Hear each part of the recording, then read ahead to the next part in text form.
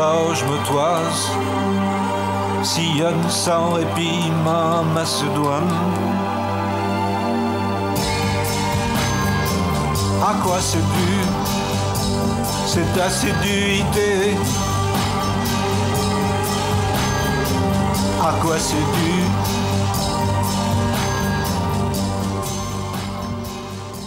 Bonsoir Sylvia. Bonsoir Mohamed. Ravi de vous retrouver. Fantaisie militaire d'Alain Bachung, donc c'est réédité sous la forme d'un coffret de 3 CD. Oui, Fantaisie militaire, c'est un album culte d'Alain Bachung datant de 98, sorti aujourd'hui d'une édition exceptionnelle, tirage limité à 10 000 exemplaires. L'album original est sur le premier CD et sur les deux autres, 28 versions inédites, qu'il s'agisse de démos, de maquettes ou de versions alternatives. On trouve parmi elles la relecture d'Au pavillon des lauriers qu'on entend en ce moment même. Alain Bachung avait l'habitude de dire à son parolier, je cite, « Ne t'inquiète pas pour la musique, quand on a le texte, je peux te pondre 5 ou 6 versions différentes et on choisira la meilleure. » 5 ans déjà qu'Alain Bachung nous a quittés, c'est bien ça Sylvia, c'était en 2009. En 2009, exactement. Absolument. Après un chanteur culte, maintenant un groupe qui monte. Radio Elvis a été repéré lors des derniers Euroclubs. Ils étaient en finale de ce concours de découverte musicale. Rock, mélodique et lettré, à mi-chemin entre Dominica et Noir Désir, le français comme vecteur d'évasion. Radio Elvis sort un premier EP juste avant la ruée.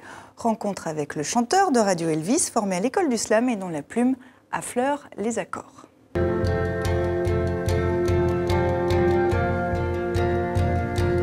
Combien de brasses avant la côte, combien de pieds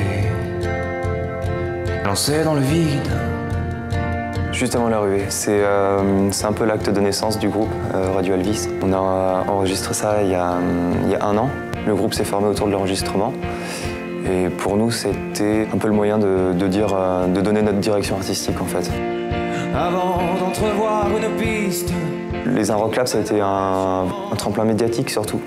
Et ça nous place aussi sur une scène émergente qui nous apporte beaucoup au niveau professionnel et au niveau du public aussi. Quand bien même la traversée ne durait qu'une nuit d'été. La définition de rock littéraire, je la comprends. Je la comprends parce que moi j'écris à travers les livres que je lis en fait. Alors j'aime bien dire que je lis beaucoup mais très peu de livres. Je mets longtemps à lire les livres et j'ai besoin de m'en imprégner vraiment. C'est peut-être pour ça que j'en fais des chansons après.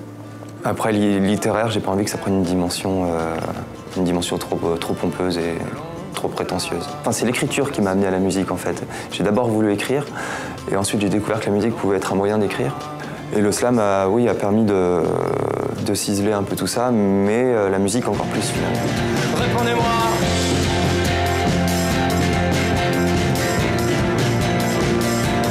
Répondez-moi. On a toutes les chansons, je crois, pour l'album. Après, on ne sait pas encore comment l'enregistrer et on aimerait bien le sortir en 2015. Après, quand on fera ça quand on sera prêt. Ouais, Goliath.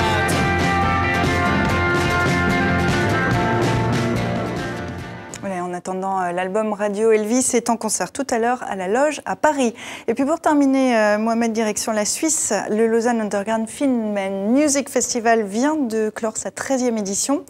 Sacré meilleur long métrage, Buzzard, l'histoire d'un artiste paranoïaque et insupportable, reclus dans un sous-sol qu'on voit ici.